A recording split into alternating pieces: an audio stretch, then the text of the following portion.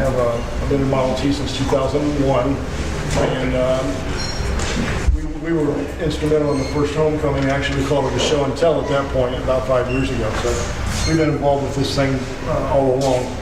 And I have a little business, but we're not dwelling on that today. I want to tell you what we find when we get into starters and generators. Starters and generators. In 1919, the Model T Ford got a much needed upgrade, which was the electrical lighting system. It was called the FA lighting system, which stood for Fred Allison. Fred Allison was a Ford engineer that developed the whole system. And actually, for a small period of time, if you look at some early literature, some of it says the Fred Allison lighting system. Well, with Henry Ford, that wasn't going to work, so it became the Ford lighting system shortly thereafter. This is Mr. Allison in one of his experimental cars early on, in front of probably the experimental lab in Dearborn. So, but the Model T was very late in getting a lot of this stuff. I believe Cadillac and some of the other ones had it in 1912, 1913. Henry had it in 1919 because you just didn't need that stuff. In defense of that, that is very true. Neither one of these devices do you absolutely have to have on your car. Both of them, if they break down, you have a crank, and if your generator goes out, your battery will last for a good long time, or the magneto will work fine. So that's what Henry's thought process was. Our thought process is today is we want to make these two things work reliable again. And why do they stop working? That's really a big question of why they just stopped working. So let's go to the next slide. And when it was originally built and designed, it was actually very rugged, just like the rest of the Model T car was. But after many years of patch-togethers, several owners, the Model T generator and the starter as well has gone through a series of badly made patches and make-dos. And that's because the Model T was a car that you could patch together and make it go down the road. However, with electrical devices, they are a bit more finicky. When you open a generator or starter today, what you find is a bunch of, sometimes you'll find string wrapping some of the terminals, which was typical early on. So that means that was a very early way of doing some of the terminals. They didn't have heat shrink like we do. They use string and they use a dope around it. So, lost my train of thought there. Anyway, what you find is a whole can of worms when you open the generator up. It's usually a greasy mess. First of all, the generator didn't have a sealed bearing in the front. And if it's been repaired anywhere along the line, it was an important part left out. We're going to talk about that in a little bit. But anyway, the reason that they get such a bad name, the starter and the generator today, is because they've gone through years of patch-ups, many miles, and a lot of different owners. We're going to show you how to unpatch some of that stuff now. Simply getting the starter and generator working is okay if that's how you approach the hobby. If one day it works, it's fine, and the next day it doesn't, I grab the crank. There's nothing wrong with that. But if you want to make it a reliable unit again, there's really only one path to do that, and that requires doing a rebuild. I want to preface everything I say today by this. Yes, I have a business, but this is not a presentation about selling you anything.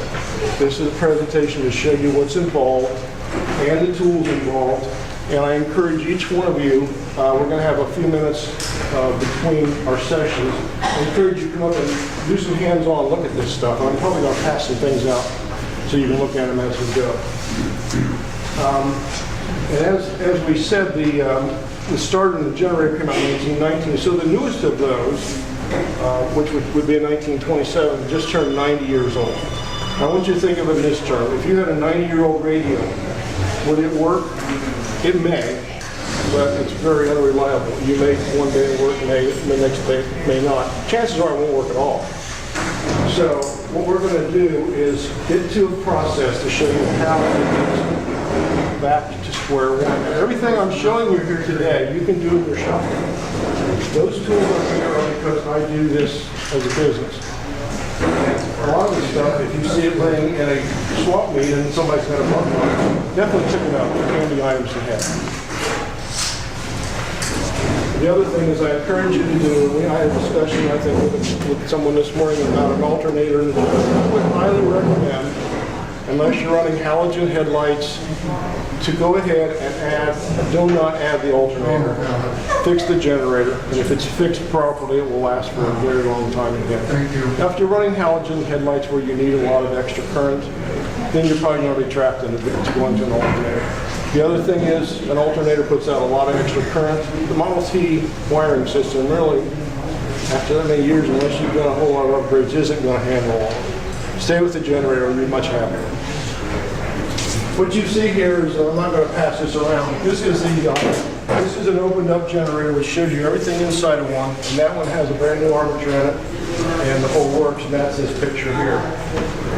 So again, I encourage you to come up and pick this stuff up. The Model T generator compared to the Model T starter runs all the time the car is running.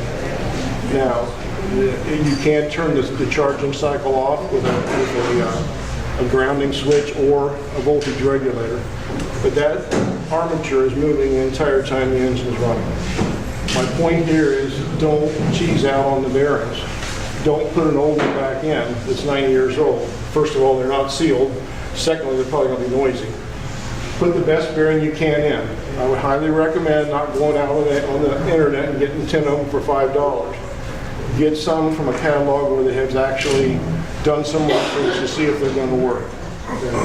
The other thing that goes with the front bearing, which is, I'm sorry, this is the front bearing, this is the rear bearing. With the front bearing, something that never gets put back in or many times is lost, and I'm going to show this to you right now, is the oil slinger. The oil slinger was put on the original part of the generator for one reason. They didn't have a sealed bearing, so they put an oil slinger in here. It's a little cup. I'm going to pass it around so you can see it. And what it does, as the generator spins, it's designed to sling oil away from the generator. Because with no seal there, this thing gets pumped full of oil. Oil and electricity over a period of time don't work. So when you take one of these apart, they're absolutely capable of doing this.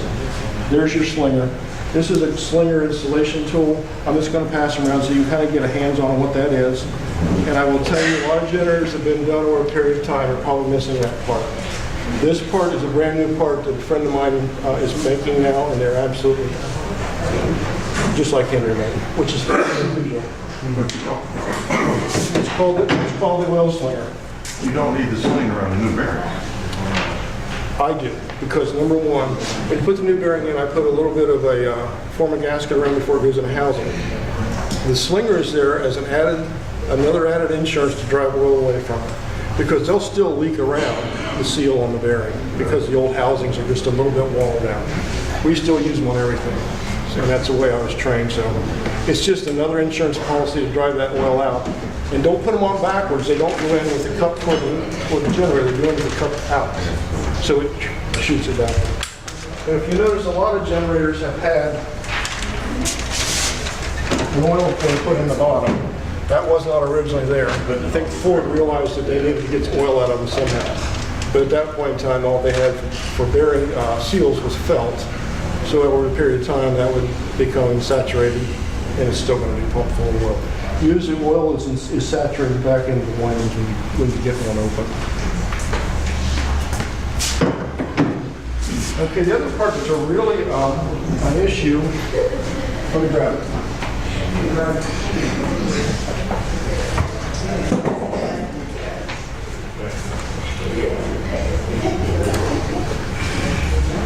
I had everything out, sorry.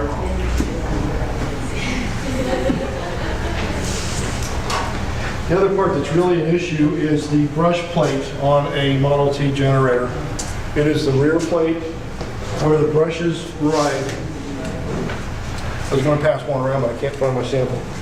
This is the back brush plate of your generator, as you can see right there. The top one is the way they come out of the generator. The bottom one is once it's restored. It's the same piece that was restored. So the parts are very restorable, no matter what they look like.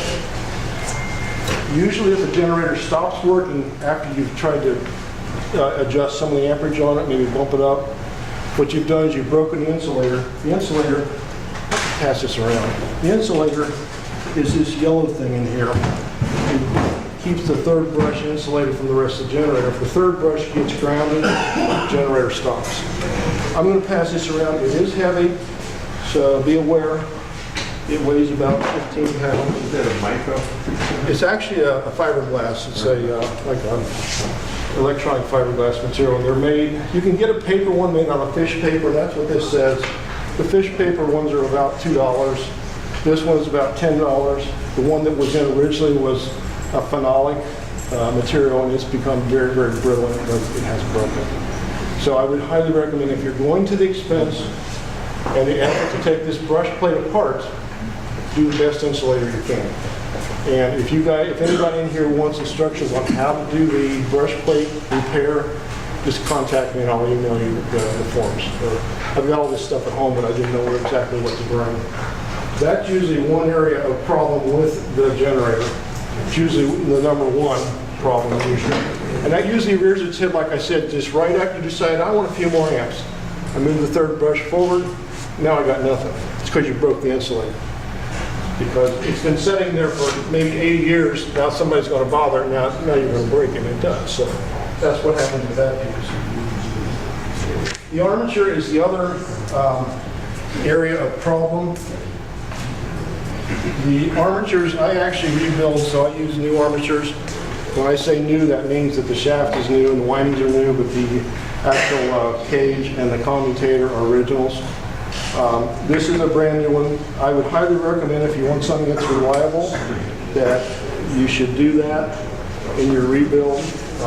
You're looking at about $150 if you buy it from the company that manufactures, close to $200 if you buy it through a catalog. This, again, is probably one of the weaker links. Again, it's 90 years old, and it's had a lot of bouncing down the road, so it just needs rewound, and that's what, as a rebuilder, that's what I do. Now, if you've got a generator that works okay, but you want to fix it up, you think it's got some issues, it's possible to reuse your old armature. That's not a problem at all. This machine over here, we're going to run it very shortly and show you how it works. It's got a growler on the front. The growler is an electromagnet that we cradle the armature in. You hear that? And you use a saw blade on top of that. Once you turn that on, you hear that little vibration is just making a noise. It's not 100% seated. You take a hacksaw blade on top of it.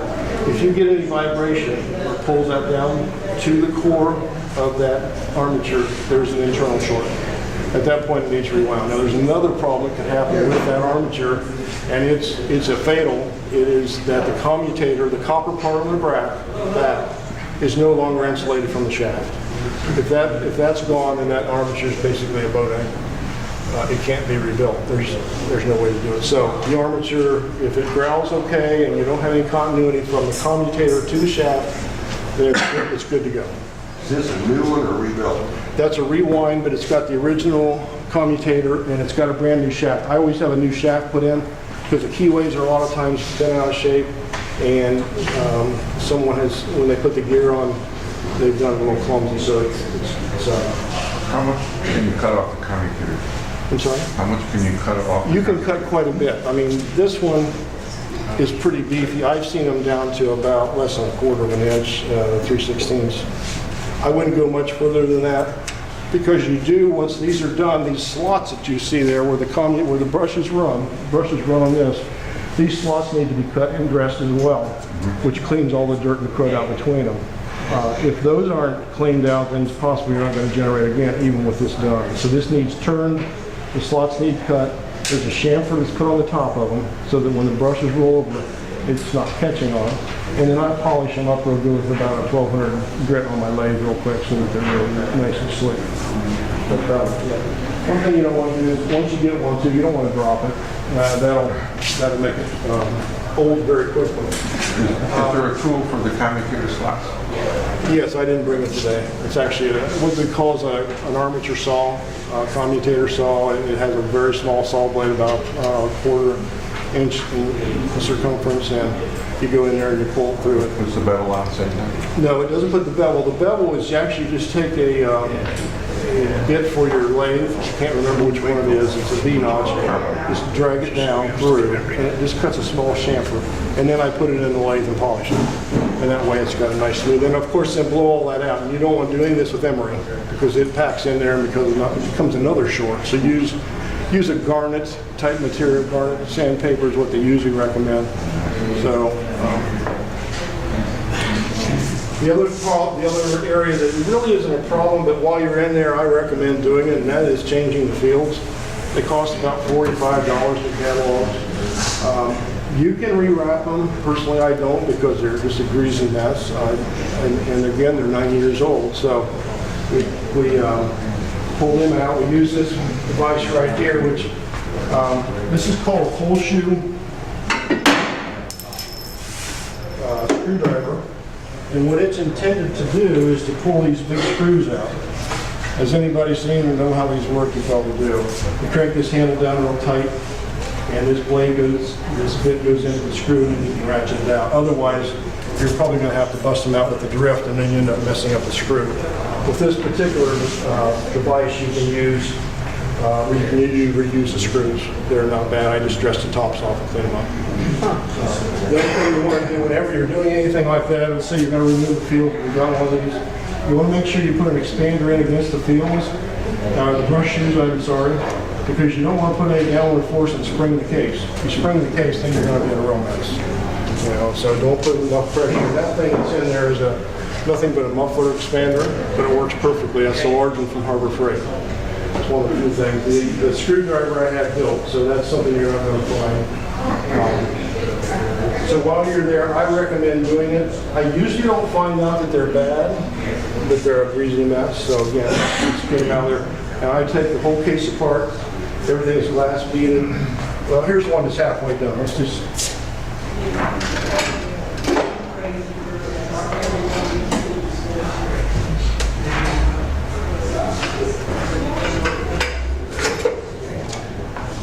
This one's halfway done.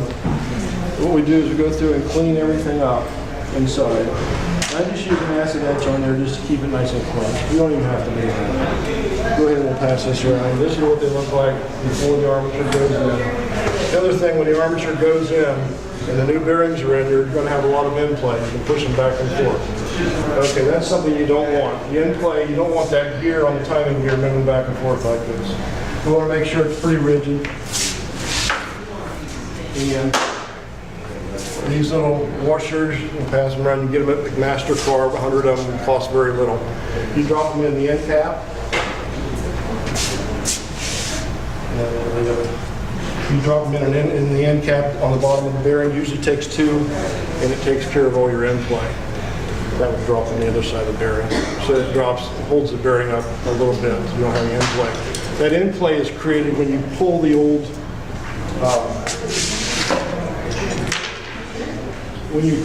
bearing off the front. There's not an oil seal, but there's a felt on there and a felt retainer. When you take all that loose, everything now moves back on the shaft. That's where you pick up your end play. Because Ford didn't have any end play in them. And we're done, we won't have any end play either.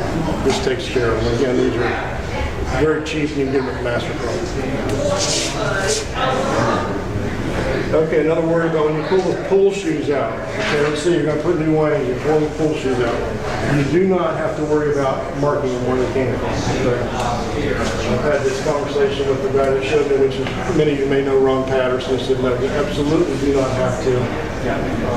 Because you're going to realign them when you do your test process. So when you pull them out, they usually don't look like this, they're usually a mess. Glass bead them, clean them up, and you can put them back in with the new windings. And again, you'll use that machine on the side. Now, once we get them in there, we're going to repolarize them when we get ready to start the test process. And repolarizing means that as you go around the case, I'm not sure where you're going to start, but it's positive, minus, positive, minus. If perchance you put a positive pull shoe and a negative winding, it's going to realign it real quick. It's just going to magnetize it. So,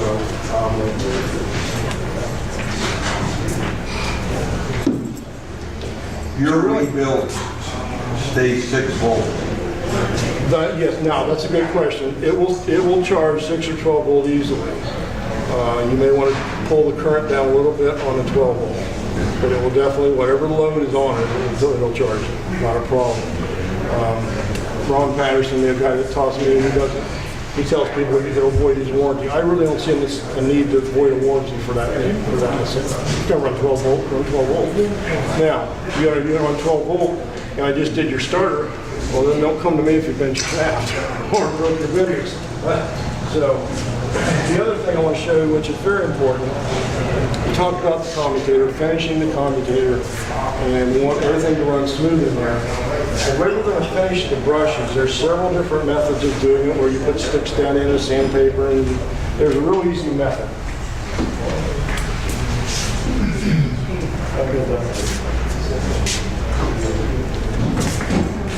And this is actually,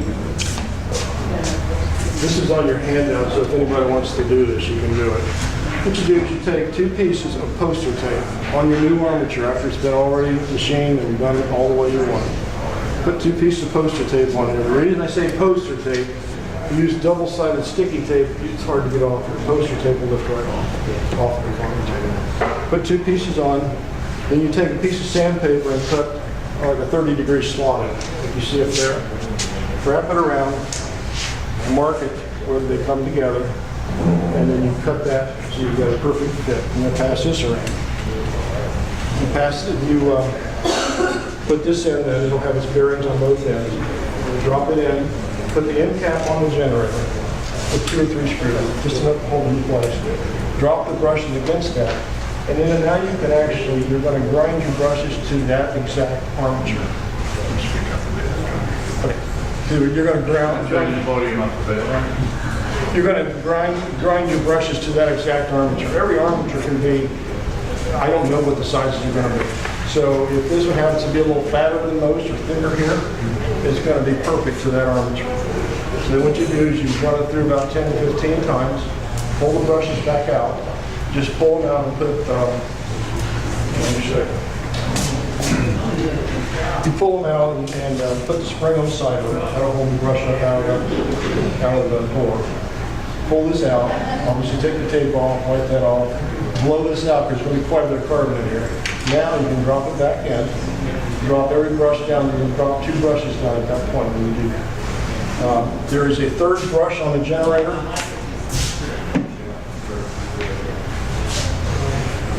The 3rd brush determines the charging rate. And where's my generator at? Yeah, in the middle of your backside.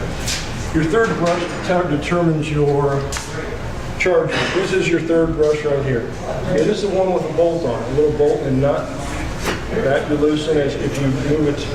Okay, installed on the car, you move it toward the engine to increase, pull it away from the engine to decrease. Okay. This is something though, if you send it into a rebuilder, you shouldn't have to deal with that. That should be already set at around 7 amps. So you shouldn't have to fool with that. One thing I want to mention about this, when I put this together the other day, this is what you should not hear. I missed one of my shims. Hear that? That's what we call the end plug. You need another shim down here. So that you don't want. If your generators do that, they shouldn't. So we're going to, when we get ready to do the test procedure, we're going to drop these 2 brushes down. There's a grounded and an insulated brush. And then we're going to run this as a motor. Usually if this will run as a motor, it will generate. And I don't want to get into that. We could actually spend about 4 hours if we did an entire session on this. The point of all that though is if you're doing new brushes, make sure you grind them in correctly so that they fit. Otherwise you're going to get a lot of arcing. If you get a lot of arcing, you're not going to get very good generation. And this is actually, if anybody wants to know what the parts are, these are the parts and the parts numbers for what goes in a rebuild. Again, if you don't want to do the armature, that's up to you. I would recommend the brush plate definitely, and I would go ahead and do the fields myself. The problem with the fields is most of the time the wires coming off of them are all cracked. You're still going to have to go in and do a lot of work. It depends on how much time you got. If you got a lot of time, that's fine. I don't want to fool with them, they're just messy. And we're going to discuss a few of the tools then. The reason I'm showing you these is, like I said, if you see them in a swap meet, pick them up because they're handy. This is called a generator bench plate. And it is used basically on your bench. The neat part about it is it allows you to remove the generator gear without bending the shaft or pounding the devil on it. One side of this is the side for removal. You just line the gear pin up and punch it right through, and it drives the pin right out. Turn it around, and then you put the gear back on with your pin, and now you're able to peen this.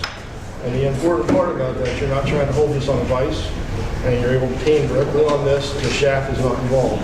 Otherwise, you can bend your shaft or beat it up really bad. That's a bench plate. The second tool that is really, really interesting, I don't know if anybody's tried to pull a generator gear off with a 3-toe puller or tried to pull the gears off or the bearings off.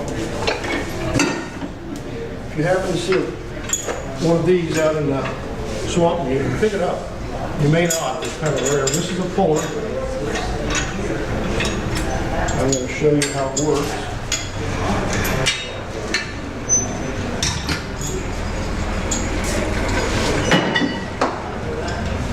For instance, once we got the pin out, this goes with the is one of the Ford tools that they showed in their Ford manual.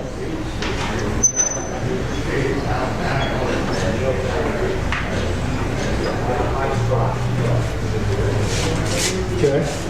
Now all you have to do is simply crank the handle. It pushes the gear right out. Very, very simple. You're not trying to get jaws going in or anything. And then when you get ready to pull the gear, the same plate goes behind the large gear. And then there's a smaller plate which goes around the smaller bearing. So this thing is just so easy. I don't know if anybody's ever struggled to take a gear or generator bearing off. They're a pain. So if you see any of these out there, they're a nice tool to grab.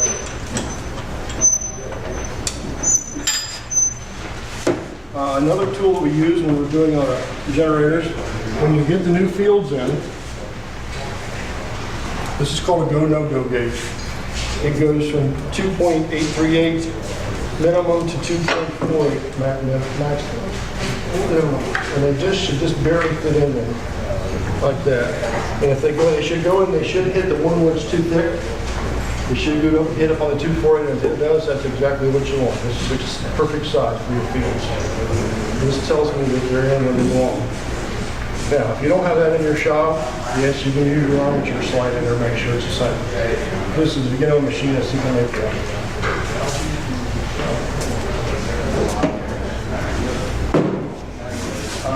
We talked about the full shoe screwdriver, the expander. Again, this is a cheap tool from Harbor Freight. You've already seen the driver. You can actually use that to drive your gear, not your gear, but your bearings and your Slinger back on.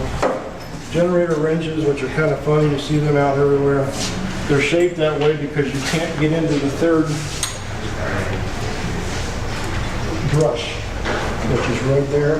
You need that funny design. So if you find those, get them. They're very handy to have. Any questions on this generator itself? The fiber brush washer, don't you find that they wear pretty fast? No, because there's nothing on it. They just lay there. They're laying against the bearing is down there. The bearing just laying on top of it. No, well, bearing. The bearing is actually trapped in there. Is there a tolerance on the front? There should be just very little. Thousands. You mean as far as how much? Yeah, very little. You should be able. I would think 1,000 or 10. But no, this goes in there. That's just laying there. It's just a shell. It's not actually in there. And one more thing, a bearing puller rather than a wheel puller is really good on pulling that bearing off. You know the flat one with the 2 threaded rods on the 2 sides? Okay. That works really well. Well, this one is, when you're doing them every day, this is the... Oh, yeah. But my point was, if you see them out there, it's like, what's that piece of thing? Well, it's a great tool. So anyway, now we're going to go to the Model T starter. And in comparison to the generator, it runs very little. It's basically a short burst of high torque power. I'm not going to go through all the details because I don't think you need them. It's in your pass out. The biggest thing that is known to go wrong on the starter is the brush cap.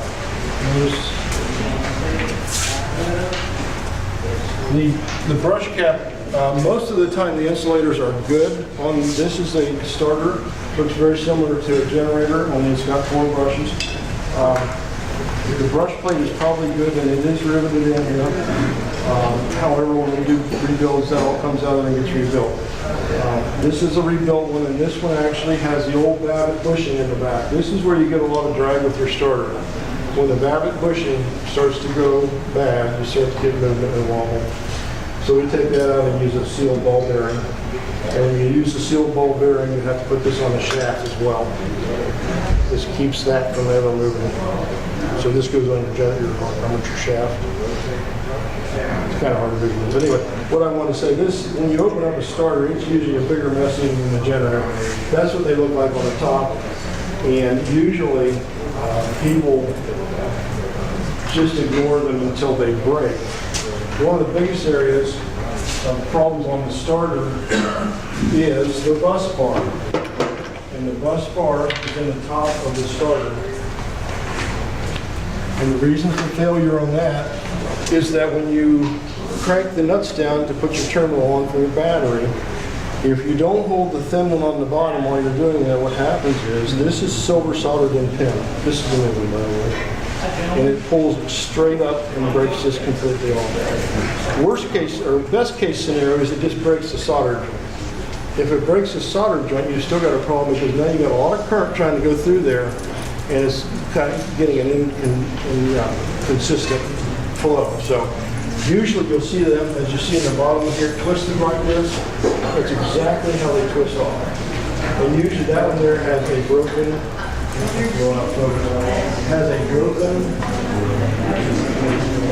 bus bar. So we were able to make a new bus bar. Pass that around to you, because This is the bus bar. that's the bus bar. A friend of mine who's in the audience, Ed Nuxall, just made me this wonderful little tool here. And this is used to actually take an old armature, old field winding, and you can actually form the new bus bars with this little doodad here. And then you have to drill it and silver solder it on there. So that should be a very solid piece when it's done. It also has to be annealed before you do it again. Otherwise, when you anneal it, you soften these up so you can bend them over onto the armature. So this is a very critical part. It's really one of the only parts in the generator that can, or the starter that can go bad, except for the armature. It can go bad, but it's pretty ruggedly built. So it's usually not the issue. The starter is usually the bus bar and the back bushing, and then we're going to talk about the front. Most of the time, this part, all of the time, this part needs a seal put in it, and it also needs a new front bushing where the Bendix rides. Because what happens when the Bendix is out here, if it can wobble, now you've got incomplete support for this 15-inch shaft. This 15-inch shaft can also bend, but it has to be straight. Anyway, what we do is we have a new long bushing put in here. It was actually a Babbitt bushing. And then this bushing here is pushed out and a seal is made. This is taken out, it's cut in half, a seal put in, and it's all pressed back in. This kit is available.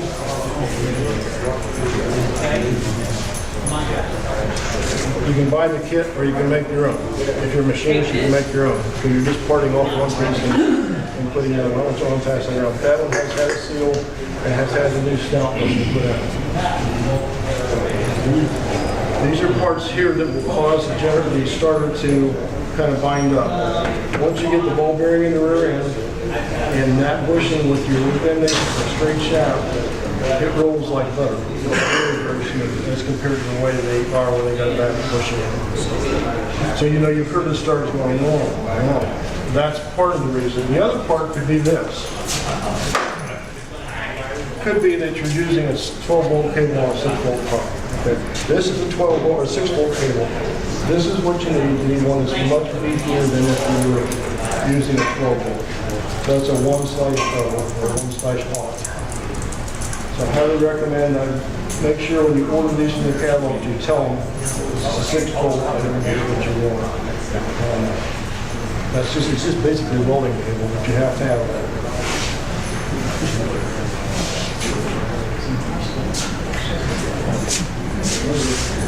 Talk about I wanted to show you the picture. The reason we replaced the old Babbitt bushing is that's what they usually look like when you pull them out. That's really probably a worst case scenario. But that starter was running very badly, really dragging. When I put it in the other night, it was just like butter. The bendix should be looked at. Your bendix spring, check to make sure it's correct and not a Model A that they stuck on everything backwards.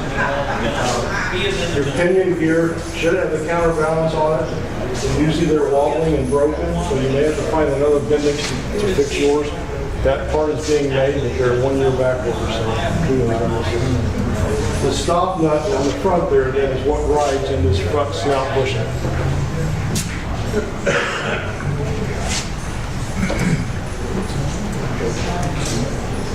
And really that's, does anybody have any questions? I do want to show you a generator in action real quick. Is the Model A bendix spring smaller than the Model? It's actually one on the other direction. It may not even go on. They look the same. There was the one that was too small, and I got mine and replaced it. The other thing was, can you use oil light instead of these bronze in there? That's what that is. That's oil light. That is oil. That is an oil light. Yes, sir. Could you comment about the device that's on top of the generator that regulates The what now? the thing that sits on top of your Oh, yeah, that's one important part of the generator that once you do a new generator, I would highly recommend you get rid of your cutout if it's got the old 20 cent. And usually that's what it's going to have in if it's been in Grandpa's garage forever. There's a couple ways to go. You can make a diode cutout out of a regular Ford strip cutout. I've got simple instructions if you want those. And you can actually find them online. A diode cutout just allows current to go one direction. It has no other regulating values on just a standard diode. What you want in a cutout, basically you want to disconnect the battery from the generator because otherwise it attempts to run as a motor. If it attempts to run again, as a motor against the gear, you can see what's against an engine, you can see it's going to burn up very quickly until you're at it. The other one is a voltage regulator, which is probably the best. It's made by John Reagan Fund Projects. It actually turns the generator off just like your car does today, so it's not constantly running and charging. Well, it gives you a whole lot more life out of your generator. Any other questions? I do want you to see the test rig and how it works. It's that's an Allen tester that was in the Ford service garages from about 1925 on. The voltage regulator will have the two contacts in it? Yes.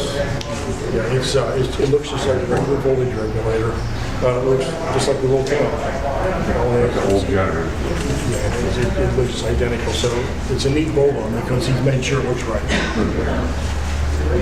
Any other questions or anything that I've confused you on?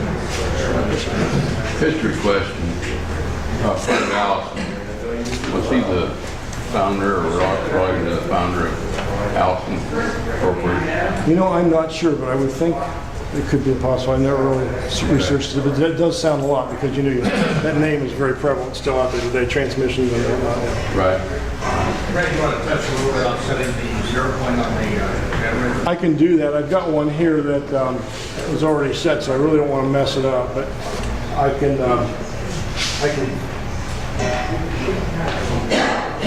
Yeah, let me do it. Let me show you how to do it.